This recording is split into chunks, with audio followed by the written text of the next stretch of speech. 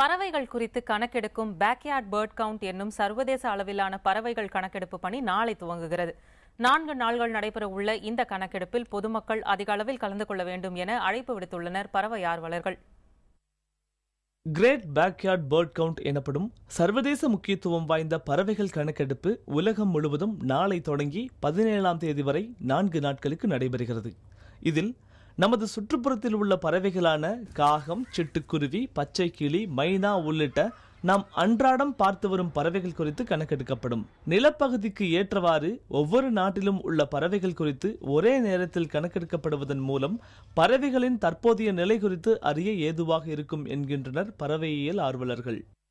எல்லா ப்ராஜெக்ட்ஸுமே பார்த்தீங்கன்னா ஒரு பர்டிகுலர் நேச்சர் ரிசர்வ்லையோ இல்லை ரிசர்வ் ஃபாரஸ்ட்லையோ அப்படி இல்லைனா ஒரு பர்டிகுலர் வெட்லேண்ட்லையோ போய் அங்கே பேர்ட்ஸ் இருக்கிற இடத்துல பண்ணுறோம். ஆனால் கிரேட் பேக்யார்ட் பேர்ட் கவுண்டிங் பார்த்தீங்கன்னா உங்கள் வீட்டு மேலேருந்து நம்ம வீட்டை சுற்றி என்ன இருக்குது, என்ன பேர்ட்ஸ் இருக்குது அப்படின்றத சயின்டிஃபிக்காக ஒரு பப்ளிக் ஒரு சிட்டிசன் எப்படி ஒரு சயின்டிஸ்ட்க்கு ஹெல்ப் பண்ணலாம் அப்படிங்கிறது தான் இதனோட நோக்கம்.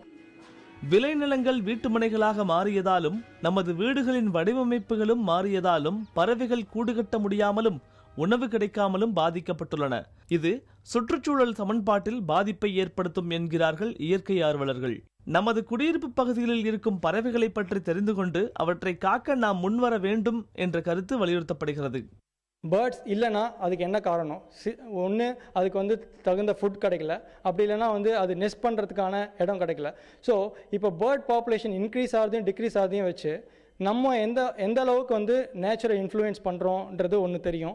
இன்னொன்று பார்த்தீங்கன்னா மைக்ரேட்டரி பேர்ட்ஸ்லாம் பார்த்தீங்கன்னா இந்த கிளைமேட் சேஞ்ச் ஆகிறதுனால இந்த மேக்னெட்டிக் காம்பஸ் டிகிரி சேஞ்ச் ஆகிறதுனால என்ன ஆகுதுன்னா டிஃப்ரெண்ட் வர வேண்டிய லொக்கேஷனுக்கு வராமல் மாறி போயிடுதுன்ட்டு நிறைய சயின்டிஃபிக் ப்ரூவ்டு இதெல்லாம் இருக்குது.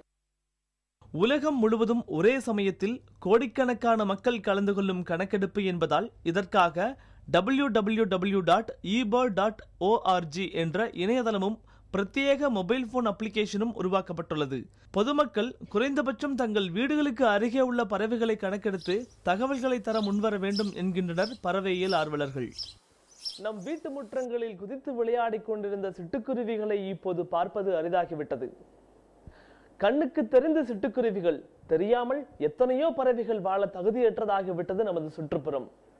இன்றைக்கு பறவைகளுக்கு ஏற்பட்டுள்ள நிலை நாளை மனித இனத்திற்கு ஏற்படுவதற்கு காலம் வெகு தூரத்தில் இல்லை. பறவைகளிலிருந்து பாடம் கற்றுக்கொண்டு சுற்றுச்சூழலை காக்க முன்வருவோம். புதிய தலைமுறைக்காக ஒளிப்பதிவாளர் ராஜராஜனுடன் ஆனந்த்.